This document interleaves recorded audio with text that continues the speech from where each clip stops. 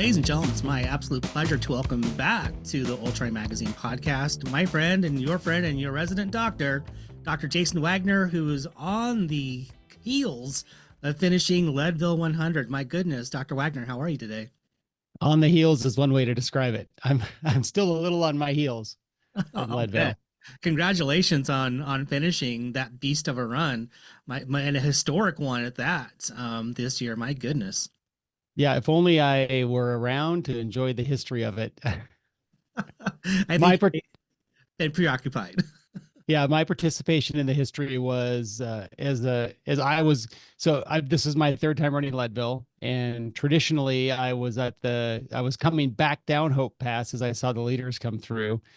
But this time I got to see both David and Mary coming at me as I was going up Hope Pass still, which is it's a little disheartening when it happens. Just a little bit. Congratulations to David and Mary for their accomplishments. David, 15 hours, 26 minutes. Holy smokes. And Mary, just not too far off the course record by Ann Trayson, and a top 10 finish, 9th overall. This great 18 hours, 23 minutes. My God. Yeah, David in particular, when he came down first, my first thought was, is he that fast or am I that slow today? And it turned out it was a little of each, based on my normal finishes at Leadville. So he was a lot faster and I was a lot slower. So, oh my goodness. Well, still hats off to everybody. That's not for the faint of heart at all. So we're going to talk about Leadville, and we're going to talk about sleep, and why sleep and rest is so important to have in your training. Something that is one of my favorite topics. But let's get back into Leadville for a second. I understand that you broke a bone leading up to Leadville. Is that right? Yeah. So first I have to start. I'm just post shift. So I'm done seeing patients for the day, which means I'm going to enjoy a little local beer. Can we focus that? Scale of complexity. That's in focus? Not really, but I think my camera wants to blur it out because it's not my face. But so local IPA. I'm going to enjoy while we talk today. Okay. Fantastic. Cracker open. Yeah. So I had the opportunity to go on a work trip to North Carolina 3 weeks out, 3.5 weeks out from Leadville. And I thought, well, what better thing to do while I'm out here than go to the Blue Ridge Mountains and get a few mountain days of running in. There's actually, Mount Mitchell is the highest point in North Carolina. It is a great mimic for Hope, short of elevation, the elevation of 10 to 13,000 feet. It mimics Hope almost completely. It's the same grade, the same distance. So you get a really good impersonation of Hope if you go up Mitchell and down, and you do that twice. So that was my plan, was going to do it twice first day, once the second day I got there. So got out on the trail and had a nice, good first ascent of Mount Mitchell. And on my second descent down, about 2.5 miles out from finishing, my right toe found a rock. And we've talked about our wrestling history in the past. So this ties in a couple of ways. One is I partially tore my Achilles as a wrestler.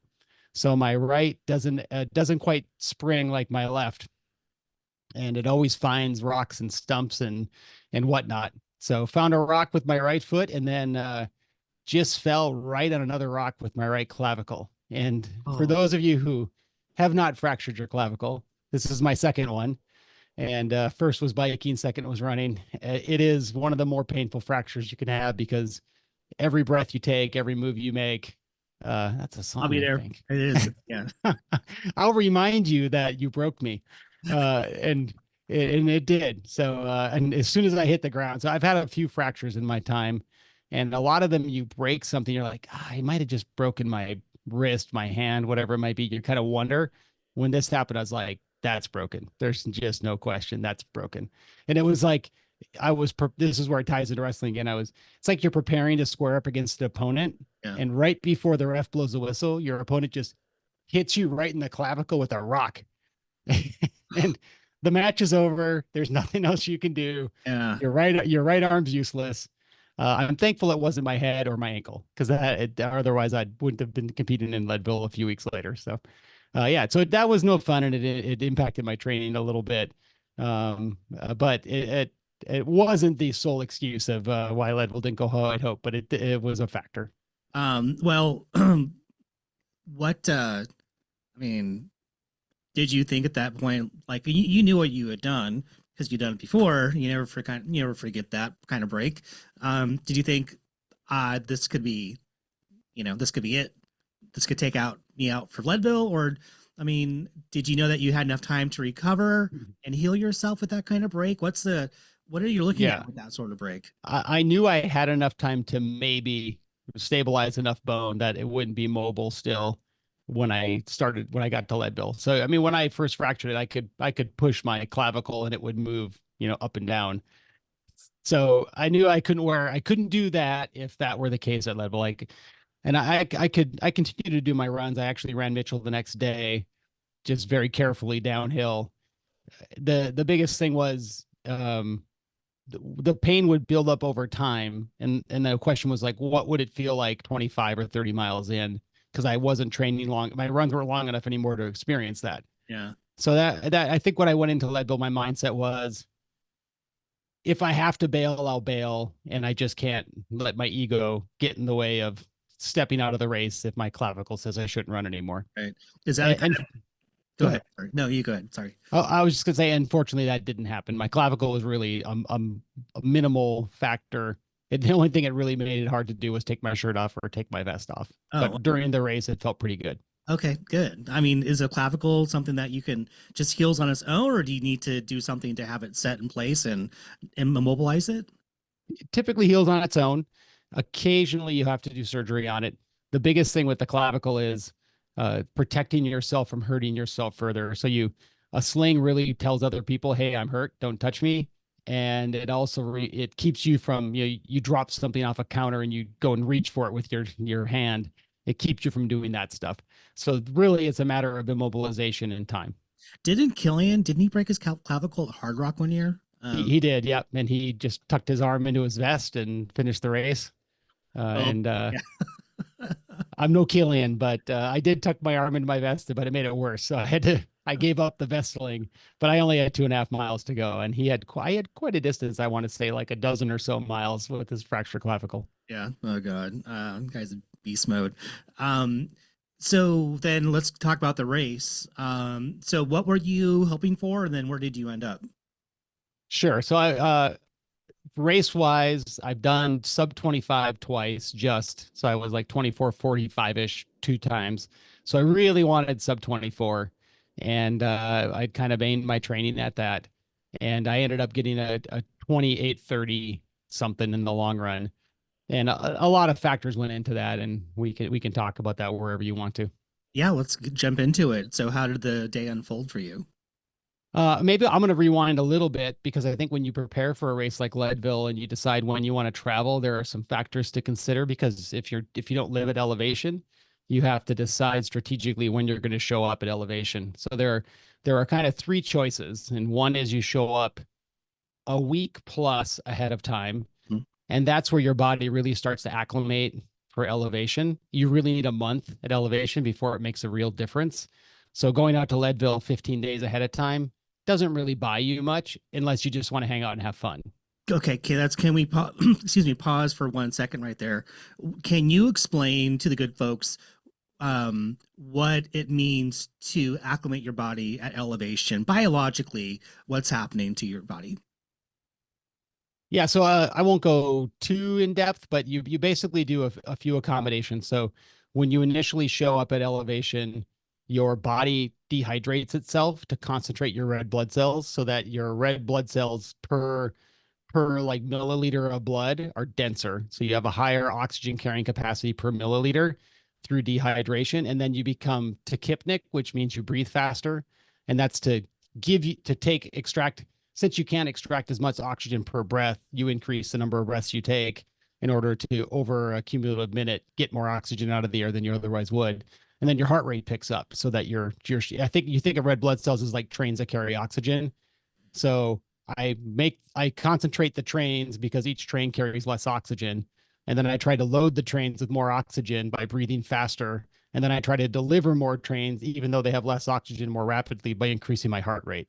I don't know if that makes sense, but that's a way to think about it. Yeah, totally makes So sense. that's your initial phase.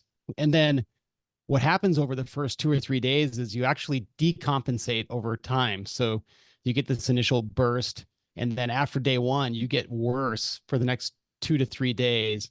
And then after day three, you start to go back to your baseline again. So you end up back at the deficit you started with. And so if you're going to travel in the phase that most of us can afford time for, you either show up on race day or the night before, you get some sleep and then go race, or you show up 5-ish days ahead of time. And then you're at the same baseline. And if you can afford it, you go a month ahead of time. And in that amount of time, your body starts creating more red blood cells, and you will actually increase your hemoglobin, the density of your blood cells, and you will have a higher oxygen carrying capacity within a month. But most of us can't afford that month to just hang out. Yeah, yeah. Well explained. Thank you very much. Okay, continue, good sir. So I like the model of going out a week or so ahead of time. Yep. And I camp around Turquoise Lake, which is one of the features of the race. And I will camp for the first 5 or 6 days, and then I'll get an Airbnb for the last 1 or 2 days. And that's worked great for me for 3 years plus some years pacing. This time, however, I have a nice cushy camp pad, but I did not really accommodate for how much pain I would be in at night with my clavicle fracture.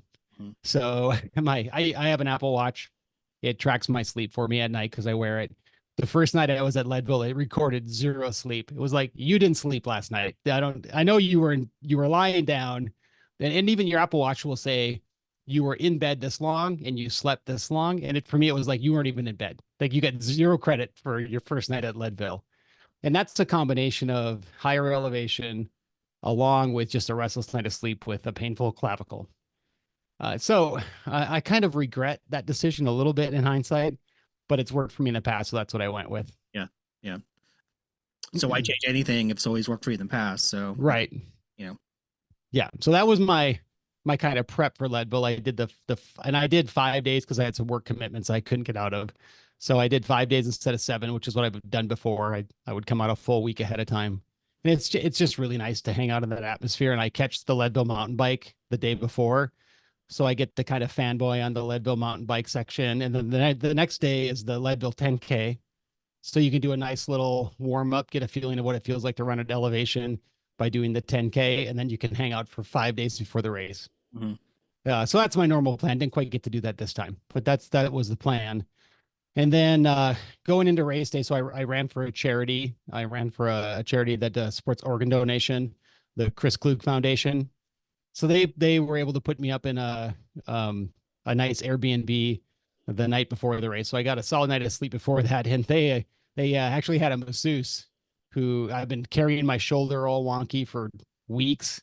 So this masseuse really worked me over, and then I got cupping for the first time while I was there, which I've How was never that? experienced before. Um, I looked like I got assaulted at the end of it. Like my back was so black and blue. But I will say that the massage and maybe the cupping, I got loosened up pretty nicely compared to how I felt beforehand. Nice, nice. Yeah. So then race day, for those who are familiar with Leadville, it's a 4 a.m. start. So that's a really nice start because for most of us, we're talking sleep. So for most of us, it's easier to get up early than it is to stay up later. And the last 2 races I've done have been, um, I did an 8 p.m. start last year, or sorry, 8 a.m. start. So 4 hours later in a mountain run that had a 30-hour cutoff. So I was running really late in the day on that one. And the race before that was actually an evening start. So you're starting at 5 p.m. and you're running through 2 nights basically. So that's really challenging to stay up for. So the 4 a.m. start is a really nice way to start a race. Yep. You get up early, but that's all right. So if we go through the race, Leadville's really kind of 3 races. It's a lot of flat road and or fire road. There's a few small single track sections, and then there's Hope Pass. Those are kind of the 3 components that make up the race. And you could really run the first part of the race in road shoes, and you wouldn't care. You maybe don't even need any trail running shoes for Hope.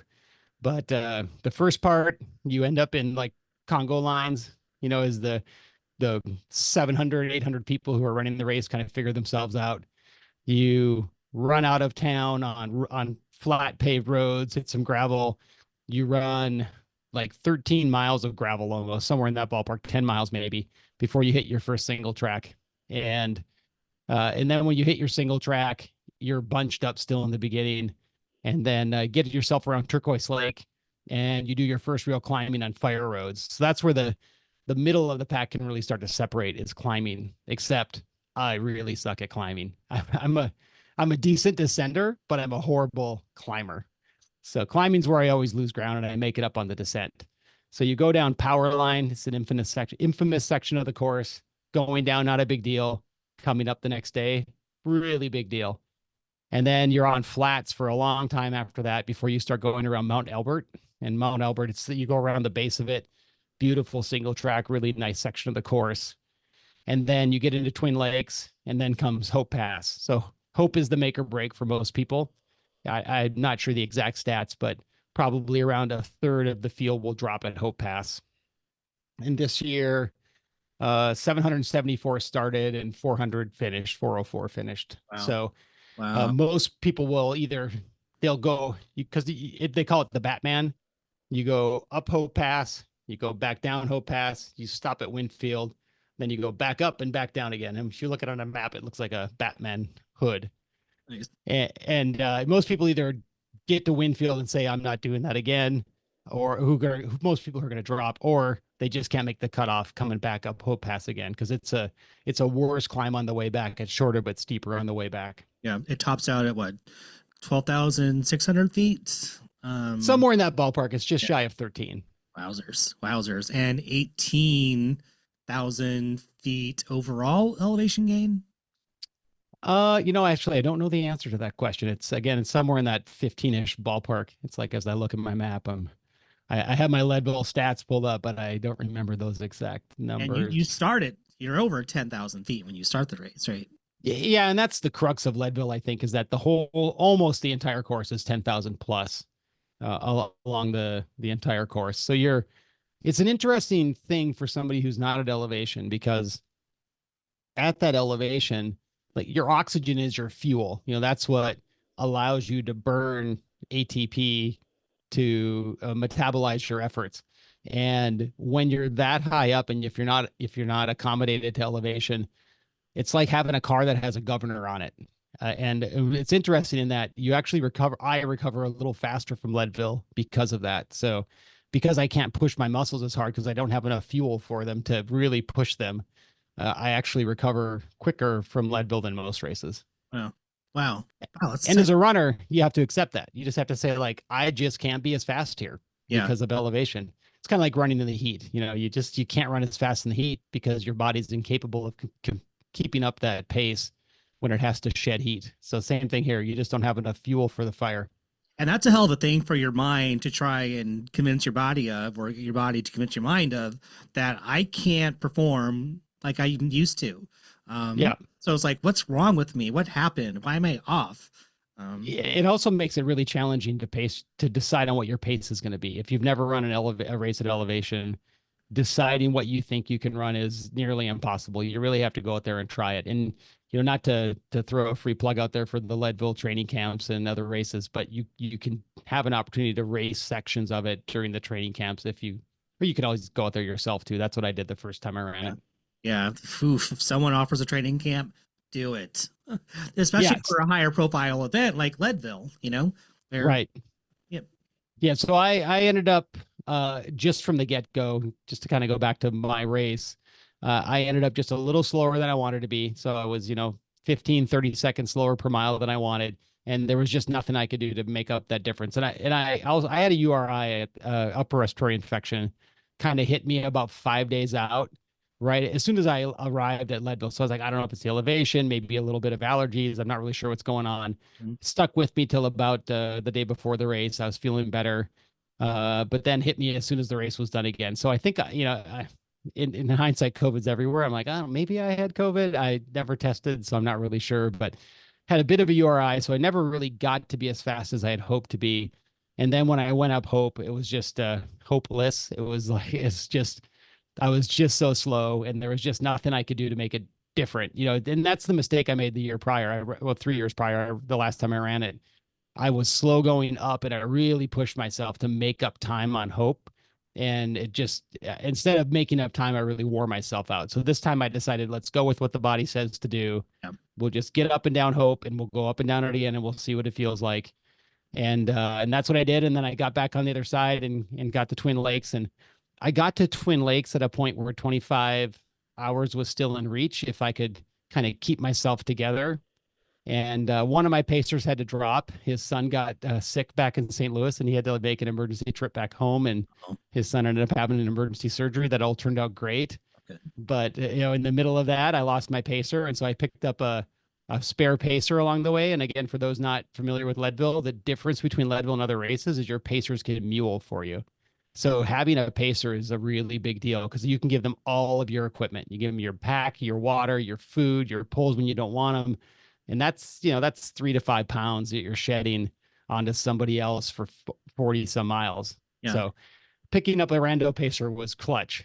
And there's something a little exciting too about picking up a strange ranger there who's hoping to pick up a runner. And I mean, what a selfless thing to do. Yeah.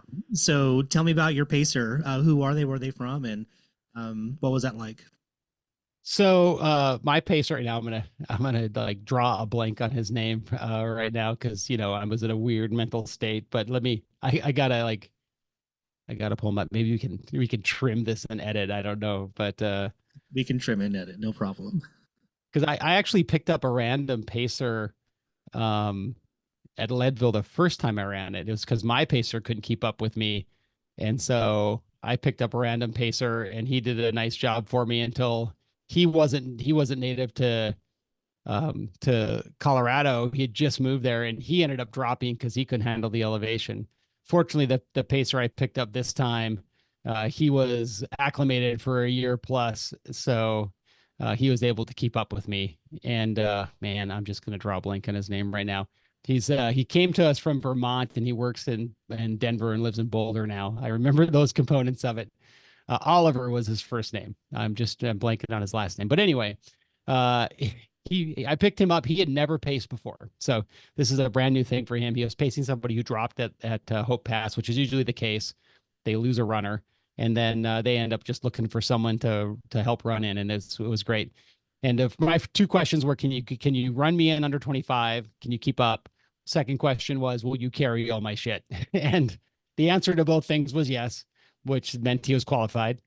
And then as we started going, you come out of Twin Lakes, and it's pretty steep uphill right out of the gate, leaving Twin Lakes. And we're trying to get to know each other. He's asking me all these questions. Eventually, I'm like, Oliver, like, I can't talk to you right now. You can answer. You can talk to me about anything you want to, but I can't communicate back right now. I can't reciprocate. So he got me out of Twin Lakes, and he stuck with me all the way until we got back to Turquoise Lake and got to May Queen. And then I picked up one of my friends who lives in Colorado to bring me the rest of the way home. So we in that process, I kind of busted 25. So the next big aid station that comes up for you coming back out is Outward Bound. And Outward Bound's kind of a little party zone. And I got there, and I just knew I couldn't maintain the pace to get 25 anymore. So we decided. I went through these phases. It was like suffering to stay under 25, acceptance that I wasn't going to be able to do under 25. And then I was like, okay, I've done this race now 3 times. I'm going to stop. I'm going to stop and smell the roses. I'm going to slow down. I'm going to enjoy the race. And it ended up in the end hurting so bad as I was trying to finish the race that I went from like stopping to smell the roses to like, let's get this everything done. I just want to be finished with this race. So I ended up kind of pushing myself at the end just because I just wanted to end it. And it is a challenge especially if you've done a race before. I've never finished in the daylight there. So as the sun comes up, your mind starts to say, like, you're supposed to be done with this right now. This race should be over. You should be in a bed, taking a shower, drinking a beer, whatever it is. And instead, you're still out on this course trying to finish it. And I had real thoughts of I could drop right here. Like, I know I have enough time I could finish. I could go home right now telling myself I can finish this thing if I want to, but I'm going to choose not to. And I had to push that back and suppress that thought a little bit to just say like, you didn't finish the race unless you finished the race. So we're Right. just going to stay on the course and finish the race. I basically walked the course from Turquoise Lake all the way the rest of the way in. And And what's the that distance there? you're looking at like 13 miles. Yeah. And so that is another factor that plays in when you're looking at these races is it's like I've got 13 miles left. I've run 87 miles. I only have 13 left. And then you're thinking like at the pace I'm going right now, 13 miles means like 4 hours. Yeah. And suddenly you're like, oh, 13 miles is a lot. And then when you cross that finish line, kind of what emotionally was going on for you? I'll be honest, I was just happy it was over. Leadville is it's an iconic race. It's a race that when you do it, like you get a real sense of the grandeur of a big event. They do it right. There's a ton of fans. They line the streets.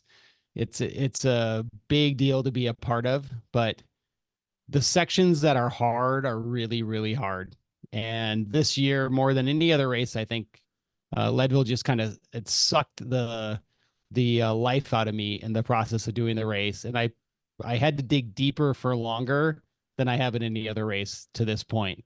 And that includes some races that on paper are way harder than Leadville. But this time around, everything just came together to create a much more challenging scenario, and it really pushed me harder than I've ever been pushed before mentally.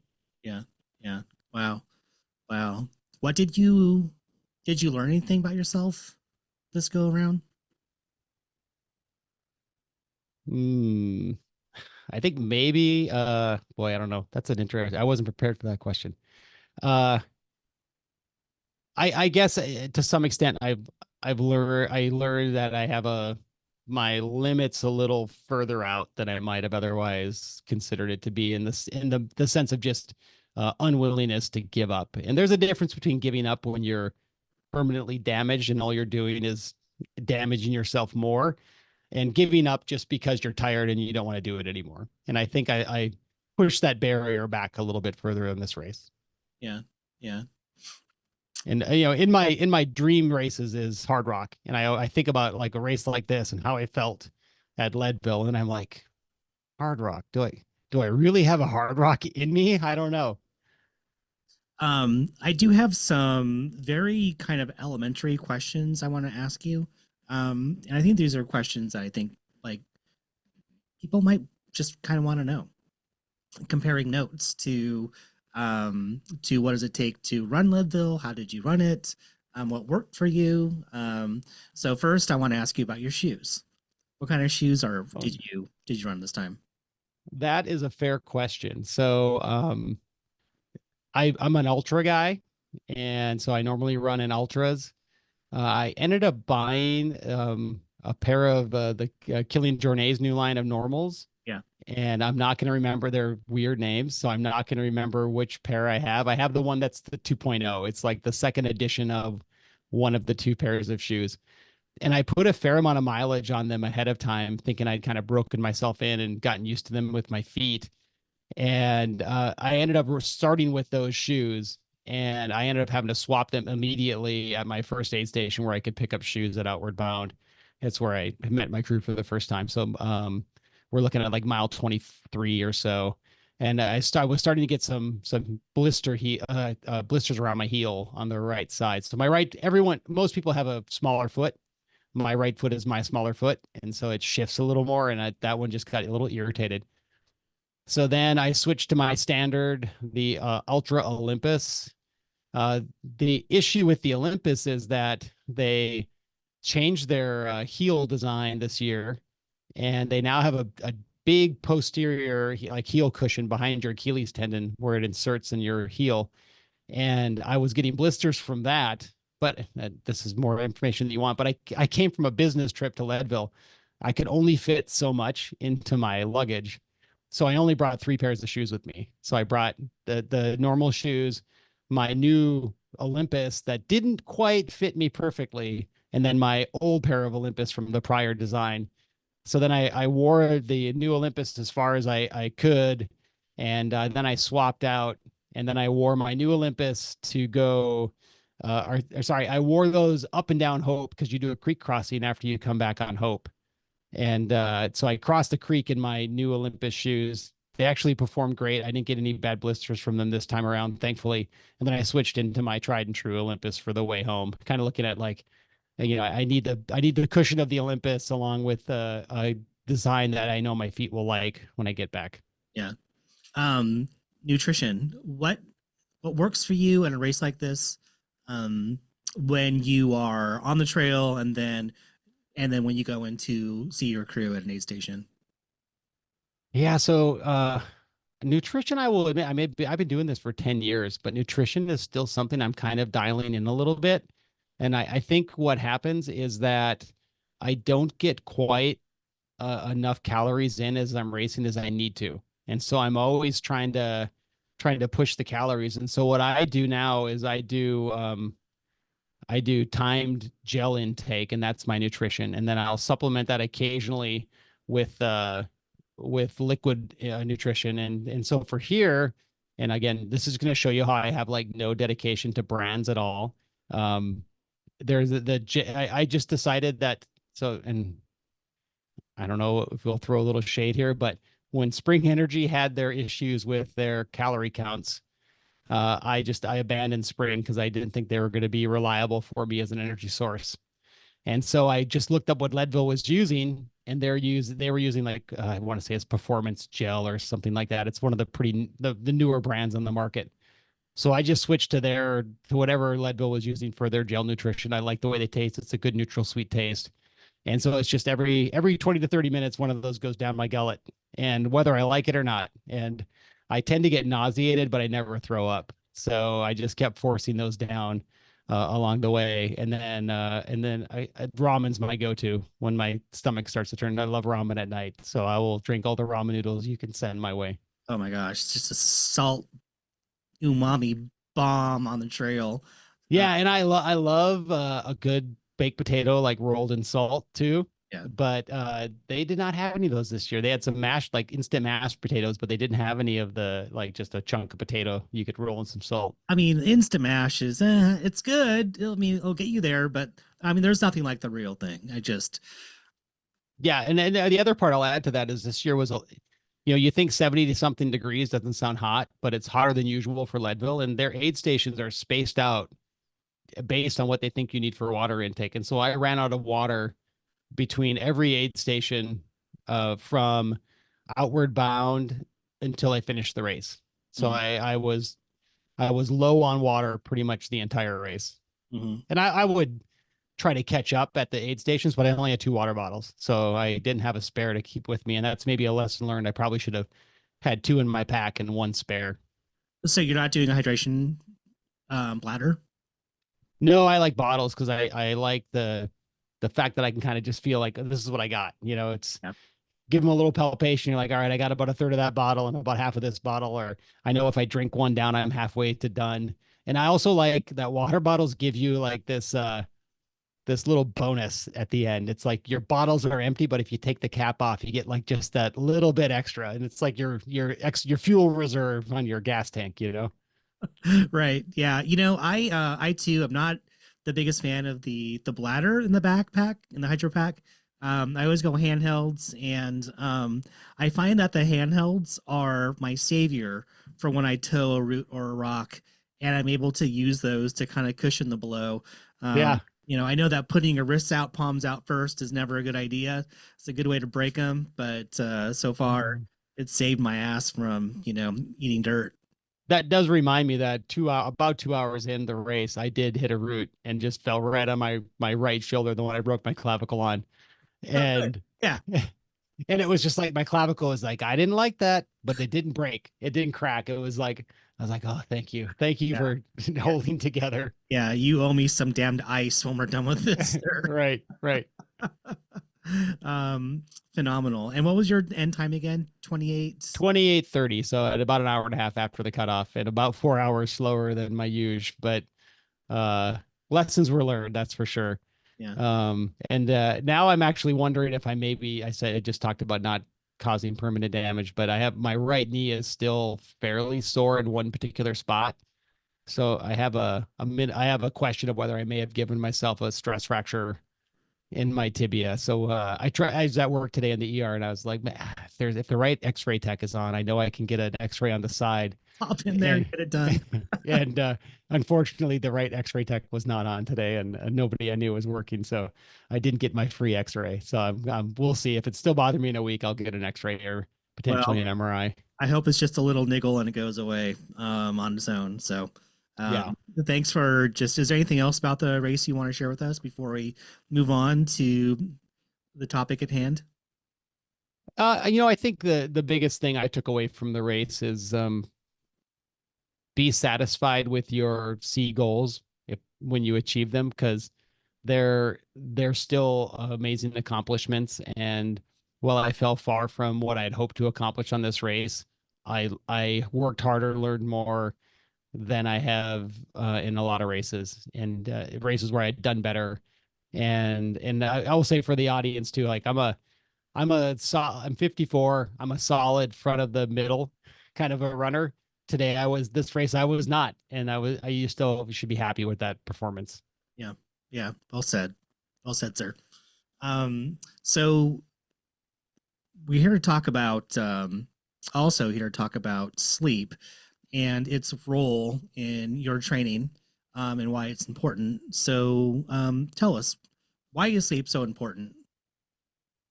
All right, so sleep, you said it for yourself earlier, but sleep is a topic that's near and dear to my heart. And I'll start by just a little bit of my credentials around sleep. So I am not a sleep physician. I am not a sleep scientist. I, however, worked in the U.S. Army Infantry, where we work the off hours. We're working at night so we can sleep during the day, because that's where we have our advantage over our enemy.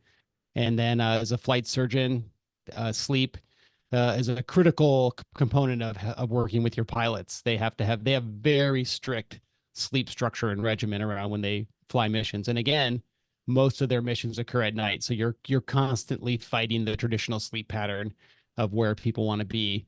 And then as a critical air transport physician, I spent time in the Pacific theater, where you're crossing the international date line in a dozen time zones twice in 36 hours to transport patients. And that will really mess up your sleep patterns. So that my background comes more from practicality than from formal training. And then I guess on top of that, I should add that I was a nocturnist for 10 years as an emergency physician as well, and I still work night shifts. So I will, I did, because of Leadville, I had to do this weird thing where I came back from Leadville. I worked an evening shift from 3 to midnight, and then I worked a day shift from 10 until 5 p.m. And then today I worked a day shift from 7 a.m. until 3 p.m. Like the total opposite way that you should be Jeez. doing your circadian clock. Right. But it's just the way it had to happen. So I have a lot of experience with flipping my clock around and doing bad things to my sleep. So that's where my experience comes from. I think And we nailed the then, credentials. Yeah. yeah, and then I've read a fair amount about it because it affects me directly in my life. Yeah. And so that's kind of my background on sleep. And so then a couple of things about sleep. So the Guinness World Record group actually stopped tracking sleep records back in, I want to say it was in the 97, in the late 90s. And they used to keep track of it, but a couple of things came about. And one is that there's a significant morbidity that goes along with lack of sleep. And a couple of the people who have attempted the sleep record have had long-term psychological damage from it and long-term sleep damage from it. And then the other thing is that somewhere in that time frame in the 80s, 90s, we discovered a thing called micro sleeping or micro naps. So you could be taking a micro nap right now and I wouldn't know it, but you just fell asleep for 10 seconds. And so there's this concept of like, I can't actually track if you're awake or if you're asleep. So why am I paying attention anymore? So they stopped keeping track of that in the 90s, but the world record before they stopped without sleep was 18 days and 21 hours. So almost 19 days, Oh my gosh. which is unfathomable to me, but that's what the record is. I would be psychotic or dead, but psychotic after 2 days of no sleep. Yeah. And then that goes to the episode where we first met, really, hallucinations, you know. Hallucinations are a factor of sleep deprivation. You know, your mind just starts playing tricks on you. So yeah, you're right. So that's Oh my gosh. Now I'm sorry. I'm just going back to the early days of when my daughter was born, and just like, sharing of course, sharing the nighttime responsibilities of childcare and all that,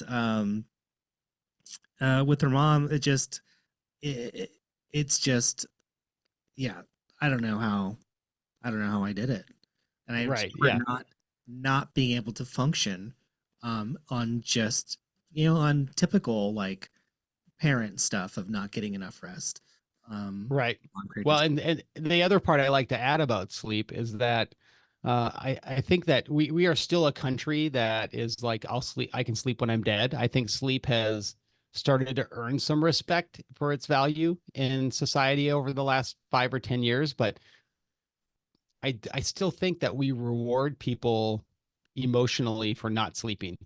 And people are proud of their lack of sleep. And you should be proud of how much you sleep as opposed to how little time. you sleep. So, I mean, can you draw that contrast for us versus different countries, and that we are a country that champions sleep deprivation for whatever in reason, um, Yeah, versus I don't have solid statistics on here? that versus other countries, but I will tell you that we are one of the worst countries for sleep. And I mean also for work. If you look at the statistics on work, nobody takes fewer vacation days in the world, in the industrial world compared to the United States. We take the fewest days off, and every piece of research shows that taking time away from work makes you a more efficient employee when you return. Yeah, And taking time to sleep makes you a more efficient person when you're awake. And I like to just draw back to evolution. And if you don't believe in evolution, I'm sorry, but evolution's a thing. And if you look at evolutionarily, like what happens when we sleep, we become completely unresponsive to the outside world. We cannot acknowledge a threat. Even if we were to somehow sense a threat, if you're in REM sleep, you're paralyzed. Like you're literally paralyzed and can't do anything about the threat. And it lasts for the better part of 8 hours throughout the night. So a third of your survival is spent in this helpless state. If that weren't critically important to us as a species, we would have evolved out of it by now. The only reason it still exists is because it's vital to our healthy survival as a species. So there's no better evidence to me that sleep's important. yeah, yeah. And that you asked for a little bit of stats, so I don't have stats on countries, but I did get a stat on just the in the U.S. 35% of adults, according to survey data, don't sleep more than 7 hours a night. So a third of our population is not sleeping well enough, and 7 to 9 is considered kind of the sweet spot for most people sleep. There are outliers who can get by on 4 or 5 hours of sleep. God bless their souls. They are not there. You know, I think a lot of people think they're those outliers, but if you actually were to study them and do cognitive testing on them, they would find that they're much more efficient if they sleep longer than they are. They just don't realize it because they're chronically sleep deprived. Right, right. Um, yeah. So my mom's from Mexico, and so I spent a lot of time there in my childhood. And I remember my relatives like really being into the afternoon siesta, and and then having one foot in Mexico and one foot in the United States, and it you would, I think, non-Latinos would view someone who's taking a nap in the middle of the day as someone who's being lazy, um, and or not motivated, or they're not working, so they're not producing, so they're not taking life seriously, Mm-hmm. generally speaking here, right? And where now I am I'm an adult, I'm in my 50s, and I see like the siesta as being so vital to, just being able to, um, perform and, be responsible and take care of things. And I guess like it's the one. I guess it comes down to self care. That's what how I view a siesta. It's just self-care, and making sure that your body is getting the rest that it needs. Hmm. That's just how I've always been, and I'll never will change that about me. And I don't think that people who take siestas and are lazy at all. I kind of have an understanding of it culturally, and biologically. Well, I mean, we even take it almost to opposite extreme in that we're now our culture is such a 24/7 culture that if your convenience store, grocery store isn't available 24/7, like why I don't understand why aren't you open so I can buy groceries at 11:30 at night? Right. And so we're just we as opposed to you go to Europe, and then for me Spain is like my kind of contextual contact with that, where it's like you can't buy anything between the hours of like 11 and 1. It's just everything's closed. So you make sure you get what you need Yeah. beforehand or afterwards. Yeah. Yeah. You're going to be okay. Life is going to be okay. You're going to be all right. Whatever it is that you have, if it's probably a freaking emergency, you should go to a hospital, because that's the only thing that you would need at that time period. I mean, what could you possibly need? Yeah, and so I think I'll use that. I'll use the siesta as kind of a model to talk about another component of sleep. A couple of them, I guess, and one is the uh, a healthy side, and one's an potential unhealthy side. And one of the mistakes that people make who have trouble sleeping, and they're in sleeping, there are several different permutations of problems, but it's if you have trouble falling asleep, you have trouble staying asleep, or you have trouble just sleeping enough total hours in the day. And some people will get tired midday because they don't sleep enough for whatever reason at night. And then they'll take their afternoon nap, but they'll take a nap that is too long. Mm-hmm. And then that nap will then affect their ability to fall asleep that night again. And then the cycle repeats itself. Right. Right. So done right, it can be healthy, but it can also impact your ability to have healthy sleep. So that's one component. And the other component is if there's a theory with some evidence that we're actually designed to be diurnal sleepers, meaning that we have two sleep cycles at night. If you look at our sleep patterns, that's generally what happens. But there's a belief that if you look back historically, humans would sleep for 4-ish hours, and then they would get up and do whatever they were going to do. Uh, Feed and fornicate tends to be what they talk about in the history books, and then they would go back to sleep again for 4 hours. And so this pattern of like not all your sleep happening at one time is believed to actually be evolutionarily normal for humans, and we've fought it with lighting and industrialization and things like that. Wow.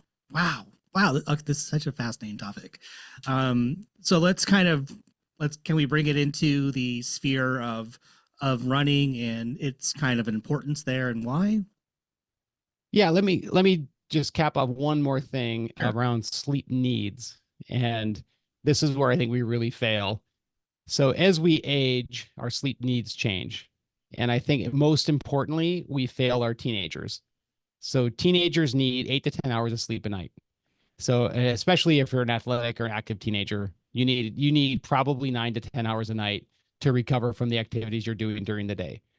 And instead, we treat our teenagers like they're adults, and we allow them to go to sleep when we go to sleep, and then wake up at 6 o'clock in the morning to get ready for school again. And that is and what we know maybe, or we may not know, but you should know, is your kid ain't going to sleep when they go to bed. They're on their What? cell Of phone. course they They're are. Of they're course they communicating are. with their friends. Yeah, you go to bed and you crash, and they're up for 2 or 3 more hours interruptedly throughout the night texting with their friends. So 8 to 10 hours for teenagers, adults 7 or more hours for most people. And then as we age, we actually need more sleep. So that 7 hours becomes 7 to 9 or 7 to 8 hours as we get into like our 60s. And what you find is that older adults actually have more sleep disruption as they get older, and they need more sleep, but they get less. Mm, mm. So we're kind of like we're in the sweet spot right now. We're in our 50s. We're not teenagers anymore, but we're not the older adult who wants to sleep for 10 hours but can't. Yeah. Boy, there's so many different directions that I really want to go in right now. But we'll march on. The thing about you mentioned about that, just really quickly getting into napping, and Mhm. taking that nap and napping too much to really then you start disrupting your sleep cycle. Is there a sweet spot of the amount of time? It depends on what you're trying to accomplish. Okay. So to me, most people when they nap, they just they want a quick refresher to become more alert and to be able to finish the rest of the day before they go to bed for real. And if that's what you're trying to accomplish, I like to call it an astronaut nap. So the study was done in NASA, and they took astronauts, they measured their cognitive and physical abilities, and they then kept them up late, and then they would let them take naps. And they found the optimal sleep time is 26 minutes. So on average, for the average astronaut, so astronauts aren't average, but for the average astronaut, 26 minutes is your sweet spot. So what I like to do when I take a nap is set an alarm for 30 minutes. And I have a habit. I play cribbage before I go to bed. Great old person's game. It's my dad and I used to play cribbage all the time. One game of cribbage takes about, on my phone, takes about 5 minutes. And then I can fall asleep for 20-ish minutes and then wake up. And the reason that sweet spot exists is that as you go further along in your sleep, you get into deeper and deeper sleep patterns. And then you get what's called sleep inertia. So as you get into deeper sleep, it then is harder to get you out of that sleep. So you'll hear people all the time say, I can't nap because I can't wake up. It's like when that alarm goes off at 30 minutes, it's like your gel. At the 30-minute gel, you take it no matter what. When that alarm goes off, you get out of bed no matter what. Because if you don't get out of bed, you're going to wake up a few minutes later even more exhausted, or you're going to sleep for 2 to 4 hours. You're going to get into your full sleep cycle. And now you're going to get a whole set of four sleep cycle of your 4 stages of sleep in after your initial sleep. And now you're going to not be able to go to bed at 9 o'clock or 10 o'clock at night when you want to. Right. I've been doing for years. I call it the Nappuccino. Yep. Where big believer in the Nappuccino. I'll drink some coffee before taking a nap, and I'll set the alarm for 24 minutes. Give my body 4 minutes to kind of settle, and then I'm out. I'm just gone. And then 20 minutes goes by later, and I'm first refreshed and ready to go. Some people take a 3-hour energy drink. I like the Nappuccino.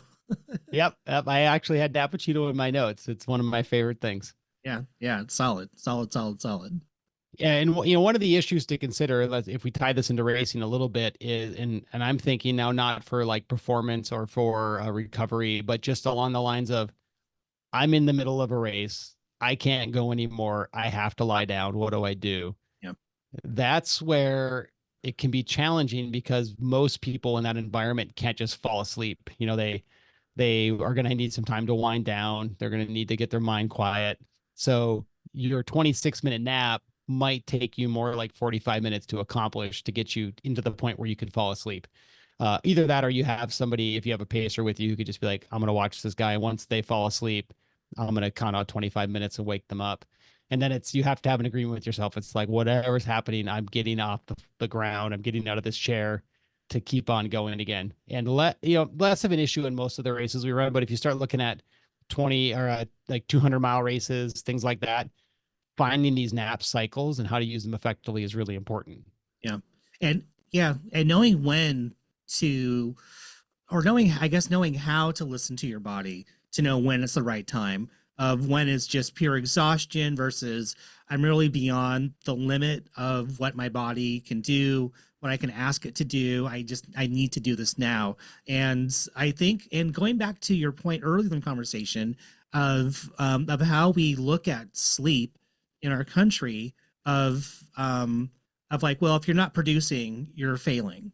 If I'm not running, I'm failing. So if I take a nap and sleep, then I feel like I'm not performing the way that I should, and that's frowned upon, or I shouldn't do it.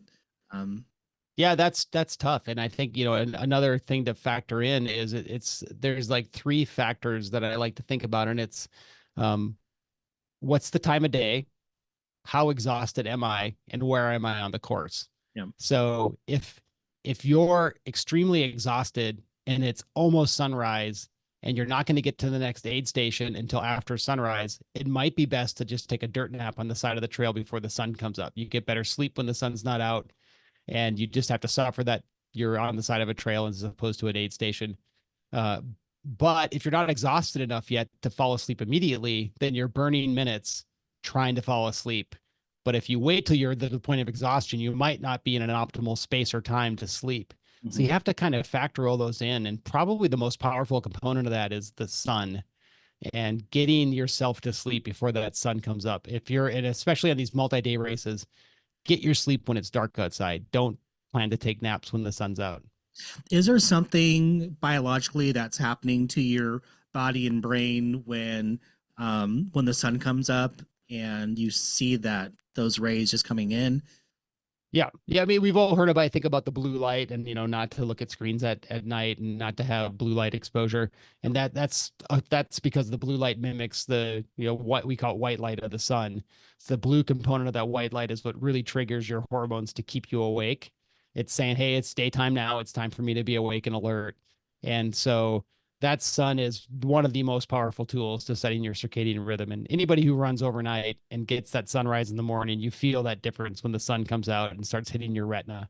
And even to the point where, and this is a thing I have a little bit later in my notes, but you have different retinal cells on the upper part of your retina versus the lower part of your retina. And so the lower part of your retina, it's a half circle, looks up at the sun, and the upper part of your retina doesn't. It looks down at the ground. So if you're trying to get ready for bed, if all your lights are low, they have less impact on your sleep than if they're all above your head. So we all have lights on our ceiling. That mimics the sun, which actually is more of a stimulant to keep us awake. I am going to change things in my bedroom after this conversation's over. Yeah, invest in a bunch of LED lights that just kind of line the outside of your room. Right. The perimeter. Yeah, my honey's in Bend right now, on on an amazing road trip. So I may have to change some things in the bedroom before she gets back.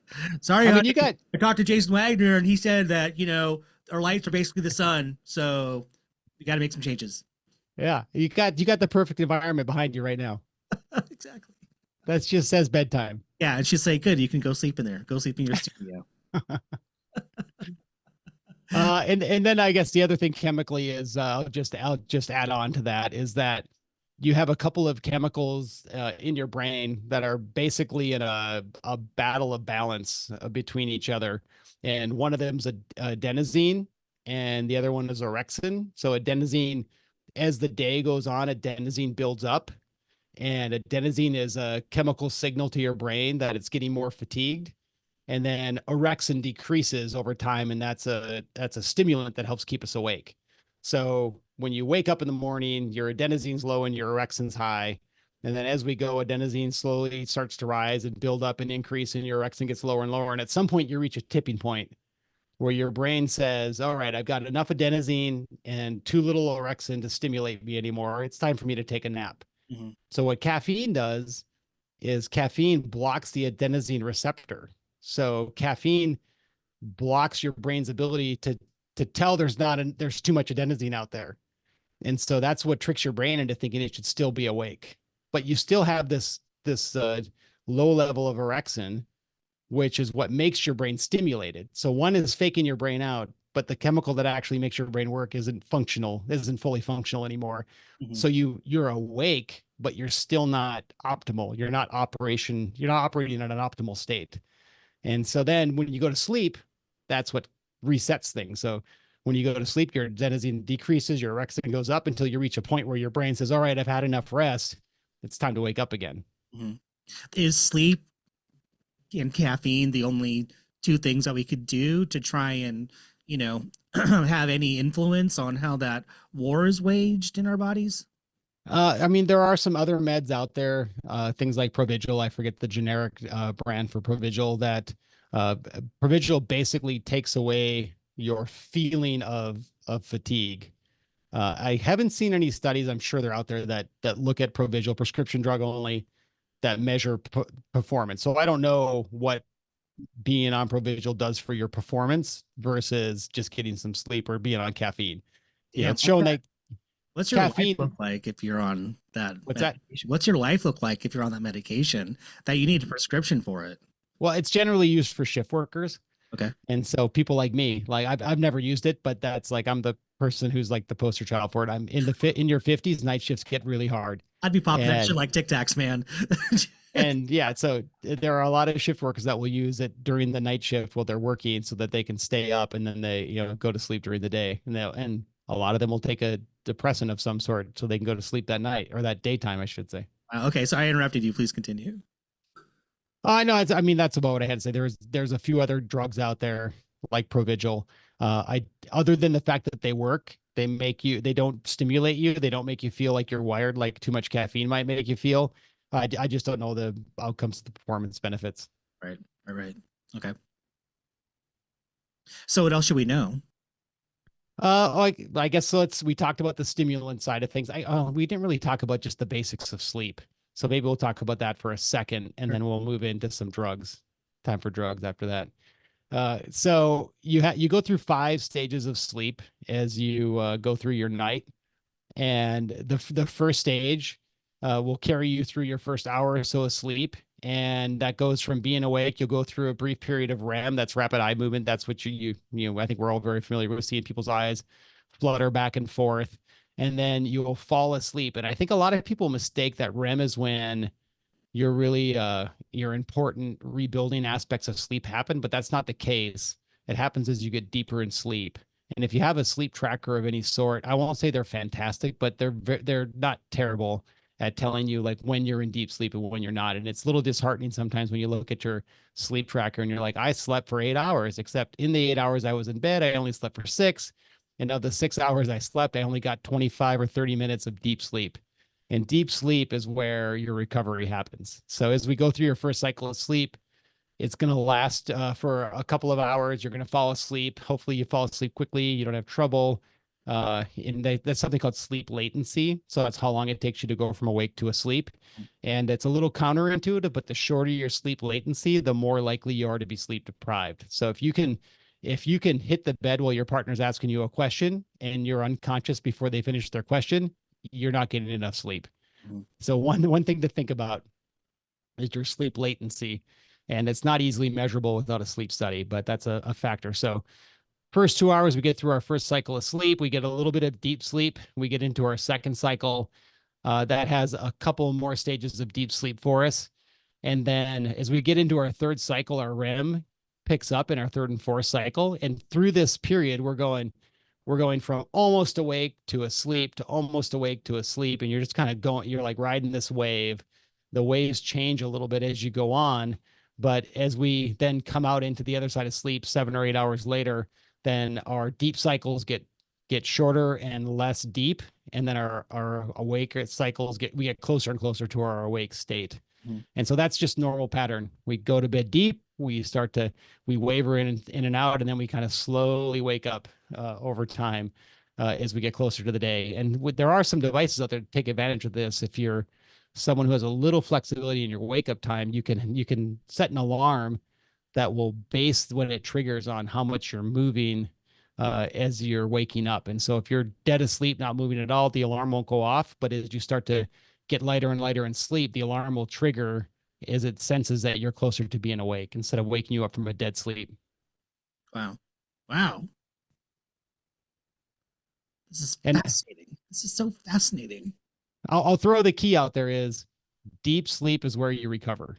So three important things happen in deep sleep. One is all of the waste in your brain gets taken care of while you're in deep sleep. So there's increased risk of Alzheimer's in people who have sleep disruption. So it's the amyloid plaques that cause Alzheimer's. They get washed out while you're in deep sleep. That's where all of your tissue rebuilding and growth and human growth hormone come out and start working their magic on recovering you from your processes. And then deep sleep is also where you consolidate memories. So if you're in a field where remembering what happened the day before is important, or what you learned in class the day before, Mhm. deep sleep is where that consolidation happens. Wow. Wow. Wow. Wow. So maybe we'll spring from that to drugs. Uh, fair. Yes. Go right ahead. All right. So Sure. melatonin is one of the natural drugs our brain makes to help it fall asleep. It's one of the triggers for the initial stages of sleep.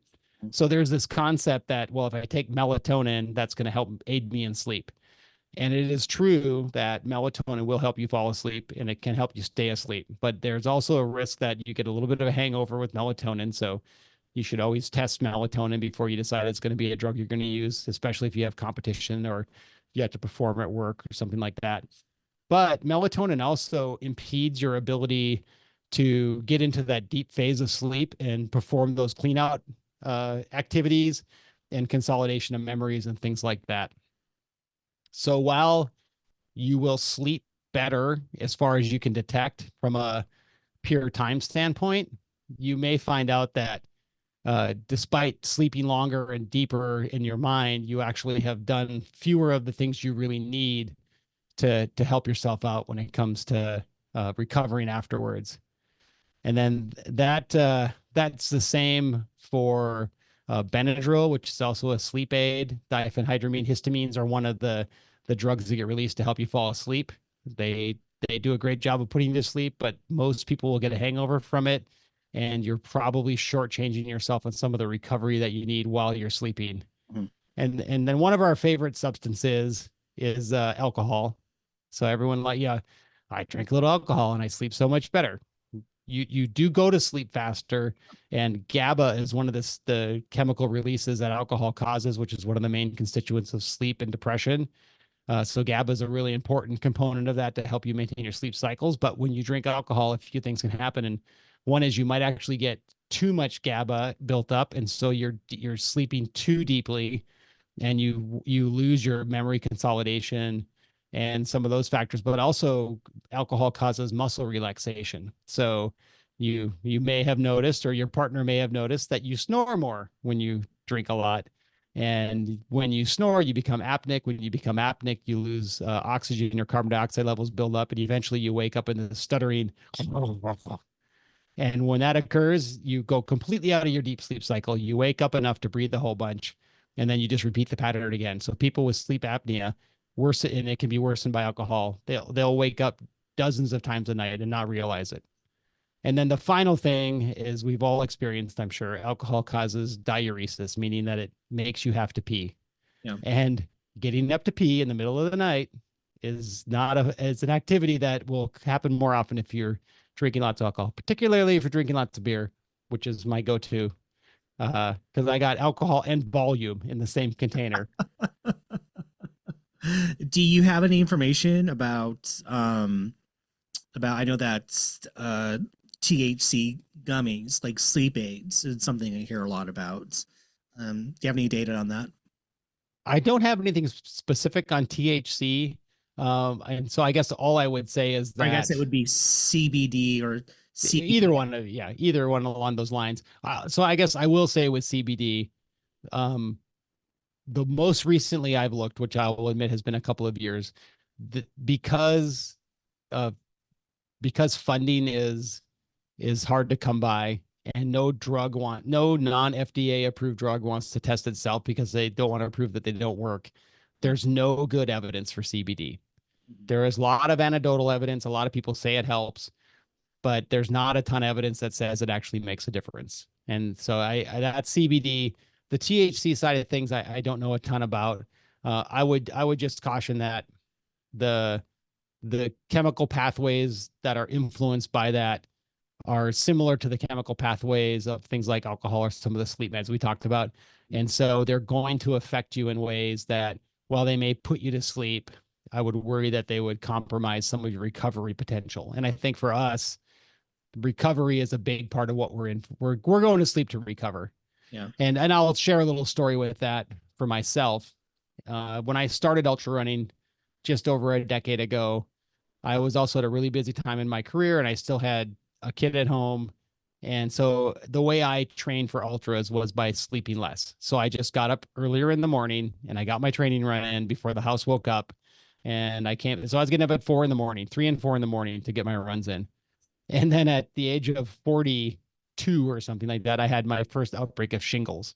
And I'm like, 42-year-olds are not supposed to get shingles. And it was very clear at that point that I was burning my candle at both ends, and my body wasn't happy with it. Yeah. And that was where I made a commitment to getting at least 7 hours of sleep at night. Seven and a half is actually my target for most nights. And so I just think there's no solution to not sleeping other than sleeping. Yeah. Yeah. Well said. Well said. Um, cannot express the importance of recovery enough to your training loads, that you need not only just taking rest, but also that sleep, to help rebuild your body and restore your cells and your tissue and all that, so that you can perform. Um, Yeah, that is one of the biggest differences between us and the elite athletes. Yes, they're faster than we are, but if all we had to do every day was train once or twice a day and sleep and rest, you could do the workouts they're doing. The problem is that we can't do that. We are up all day on our feet. We're doing our jobs. We're stressing about the accountant numbers, whatever it might be. And that's why we can't do, 120-mile a week workouts, because you don't have the recovery time there, and you need that recovery time. yeah, yeah. Wowzers. Wowzers. Is there anything else we should know? Well, a couple more things I'd like to talk about is just some sleep habits, and then some thoughts, some tips on sleep travel. Let's hear it. So sleep habits, and these are, for some people this is going to be like obviously, but we still screw it up all the time. So go to sleep within I would say within 30 minutes on either side of your sleep target every night. So if you're I'm getting up at 5 o'clock in the morning every night, I'm going to bed at 8:30 or 9, somewhere in 8:30 9:30. That's my target. And most people would recommend that you wind down for 30-ish minutes before you try to fall asleep. So you're not rushing up to bed from watching your favorite TV show to try to immediately fall asleep. And avoid screens. I feel like I'm a little less affected by it personally, because I can go to sleep pretty rapidly no matter what. But there's some evidence that the blue light from screens does make a difference. So avoid blue light and screen light. Keep your lights low, and by low I mean below to the ground at night. So if you have that ability to control your lighting, keep your lights on the ground instead of up high. Even a lamp instead of a ceiling lamp, a ceiling light can make a difference. The one I break all the time is I drink a beer with dinner, and usually a beer after dinner pretty much every night that I'm not working. And that is of alcohol is clearly proven to affect your sleep. So if you could do one thing for yourself, if you're really having trouble sleeping, decreasing alcohol intake after dinner to zero would be a big tip for that. Is there And a then, time, like no no sooner than this time should you, later than this time should you have another drink yeah, before? dinner is kind of the general recommendation. So I guess what that would equate to like 3 to 4 hours before bed. Okay. And if you look at the metabolism of alcohol, you'll metabolize, roughly a can of beer for a male. They'll do a can of beer every hour and a half or so, and a woman will do it about every 2 hours. Mm. So you're taking that alcohol to zero. And I'll add into that caffeine. Caffeine sticks around a lot longer than we think it does. Yep. And so the recommendation is no caffeine after lunch. So take your last caffeine intake around noon. Uh, Caffeine is highly variable in people's receptivity. So I am not very sensitive to caffeine. I drink a ton of caffeine, and I get very little from it. But then I can also stop it cold turkey, and don't get headaches, don't get withdrawal, none of that. So it's like the plus minus. I get very little from it, and I don't have very many effects afterwards. For Okay. those who are sensitive, So, if you're getting, go ahead. no, just saying you're very lucky. Yeah, oh, I don't know, because sometimes it'd be like I really would love a caffeine boost right now, and 10 shots of espresso later, I'm like I would still love a caffeine boost right now. But for those racing, one of the things you should think about is doing a cutback on caffeine a couple of weeks out from your race. And so even though it doesn't affect me a ton, I try to go to zero caffeine a couple of weeks out, and just kind of take my tolerance back down to zero, to its baseline, so I get a little more effect when I'm racing. So that's the caffeine side. Nothing after lunch. No drinks after dinner. No alcohol after dinner. Exercise is another one. Exercise increases a lot of hormonal stimulation in your body. that leads to increased alertness. Mhm. So if you exercise within a couple of hours of sleeping, you're going to be stimulated with that exercise for 2 to 4 hours afterwards. Yep. So get that workout done instead of dinner, and then eat dinner, and then get ready for your night to wind down. And then there are people, they call them larks and owls. So there are people who are just daytime people, and there are people who are nighttime people. If you are a nighttime person and you don't have to be a lark, don't be a lark. Be an owl and live your life on the owl side of the day, and vice versa. So if you have the ability to accommodate what your body wants, give it to your body. And that is a little more challenging when you're like me as a shift worker. So I work all around the clock every day of the week. And with that, a couple of key factors are, one's called anchor sleeping, and that's getting sleep during nighttime. And so shift workers, if they have the ability, should try to work what are called casino shifts. And it's because casinos do this. And it means that the night shift ends at like 3 o'clock in the morning. So I can get home from my night shift before the sun comes up, and I can be in bed before I see the sun. And I can get 2 to 4 hours of that anchor sleep before the sun arises. That's worth about twice as much as daytime sleep. No kidding. And that also means that if you're a daytime worker, your shift starts at 3 in the morning. So there's kind of no night shift, but there's also not really like a morning shift either. Right. So it's a little plus minus there. Wow.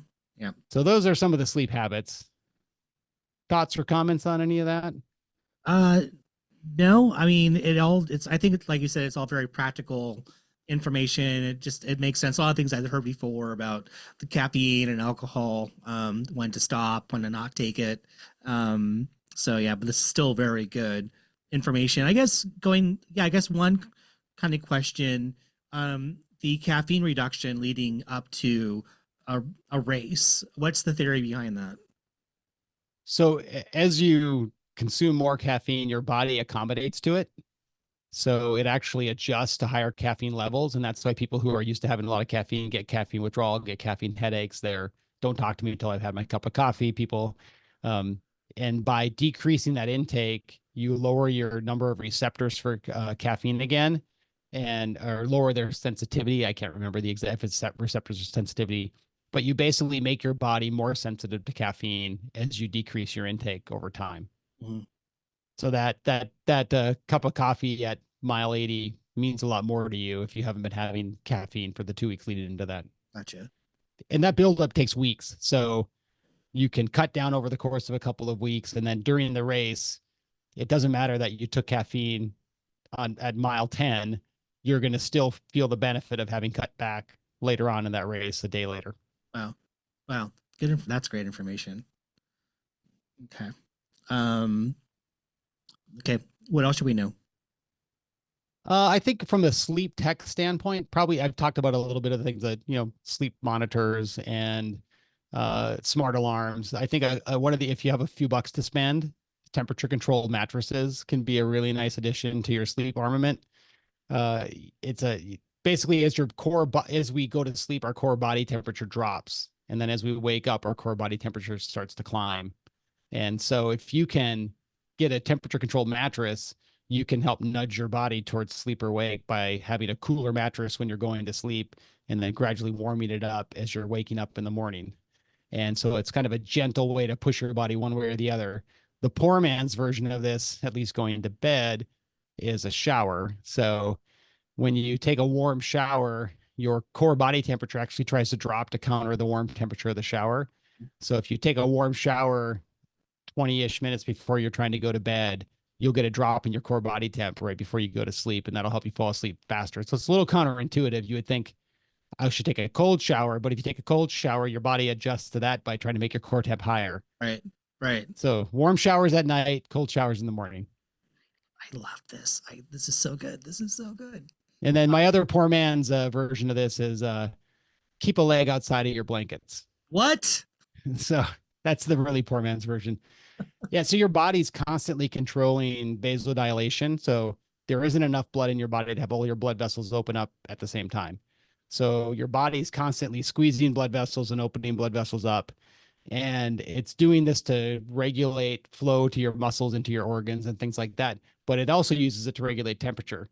So if I keep one leg outside of my blanket, If I'm getting too hot, that leg will vasodilate. I'll get more blood flow to that cooler leg, and that blood will travel through that cooler leg, and it'll cool down as it travels through the cooler leg, and it'll bring that cooler blood back to my core. So it's a way to, your body will self-regulate without waking you up. The alternative is you wake up in kind of a cold sweat because you're hot. You're like hot and clammy, and then you shove all your blankets off and you go back to sleep again, and then you wake up cold. Like that's the alternative version of the same thing, because your body can't regulate one limb, so it has to regulate the entire body. Right, right. That is so interesting. I've got to try all of these things. We're in the market to buy a new bed, so I the temperature controlled mattress. I didn't know that was a thing. Yeah, you can go two ways with it. You can buy a pad that will do temperature, or you can buy a whole mattress that will do temperature. Wowzers. I just this last week, for the first time ever, I got some temperature like cooling sheets. And oh my God, it has been a godsend. Yeah, I have a mattress pad, but the cooling one is too slippery and our sheets keep coming off of it. And so my wife won't let us use it. I'm not going back. I'm going to buy like 10 more of these things. Just, I love it so much. Amazon, $39. Yeah. And I'll say too, for people who have trouble sleeping, just to kind of round this out a little bit, a lot of times it's that active brain that can't shut off. And if we're looking at like pre-race, pre-workout, whatever it might be, yeah, and I think, for a lot of us, we're trying to cram a lot in before we get to our day. And so it's, if we do the backward math, right, it's, I have to be at work by 8. To be to work by 8, I have to leave my house by 7:30. To leave by 7:30, I have to take a shower by 7. To take a shower by 7 to get my hour and a half running, that means I have to start running at 6:30, or 5:30, which means I have to get up at 5:10 so I can get my caffeine, go to the bathroom, and get on my run. And you're doing all this backward math, and it starts to stress you out. And so what you can do is have that all planned out ahead of time, have everything you need out and ready to go. And especially when you're looking at race prep, have all your aid bags ready, have your backpack, your running pack ready to go. Don't say, well, I'll get up an hour early and get all that done before my race, You're never because gonna that's just going to cycle through your brain. Yeah. I mean, in full transparency, going back to Leadville, I was in the shower before I went to bed, before the 4 a.m. start of Leadville, trying to go to bed by 8:30. And headlights are my kryptonite. I always screw up headlamps one way or the other. And so I had 3 headlights out on the course, and I'm in the shower and I was like, shit, I didn't put a headlamp in my start bag. Start bag. And it starts at 4 a.m. So I definitely need a headlamp. And there's a single track section. So I can't get away without a headlamp. Yeah. So, I practice what I preach. I do my best, but I don't always succeed. Yeah. Yeah. I hear you. I hear you. Whatever stressors you have, try to eliminate them ahead of time, and shoes by the door, socks in your shoes, shorts on your body, even for a workout, those can be big deals. Yeah. Have you ever gone to bed with your running shorts on? I sleep in my running shorts almost every night.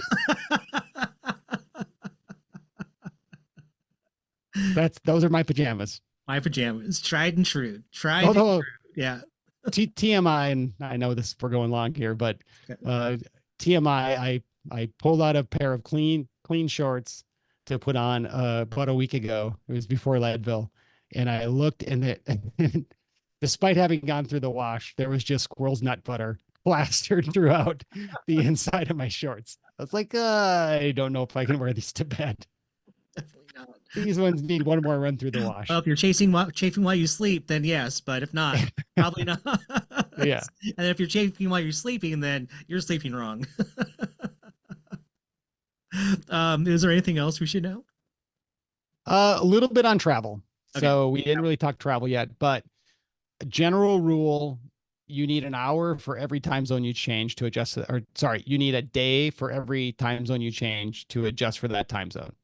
So if you're an East Coaster, you can do a race on the West Coast. If you want to get adjusted to that time zone, you need about 3 days to make that happen. If you're going to Europe or Asia for a race, you're talking, a week to 2 weeks to make that adjustment.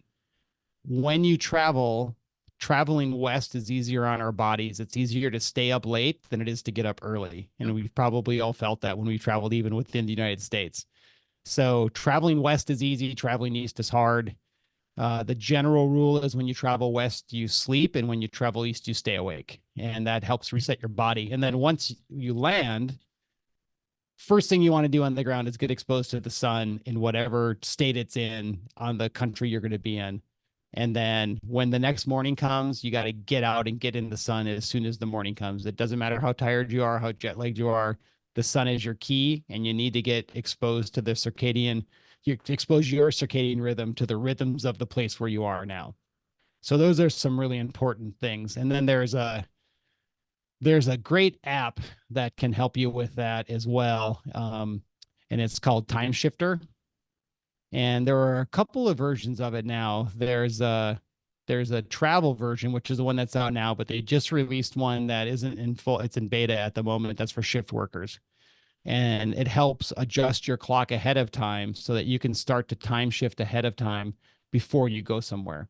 And then once you get there, then it gives you advice while you're there to finish your adjustment. Uh-huh. Fascinating.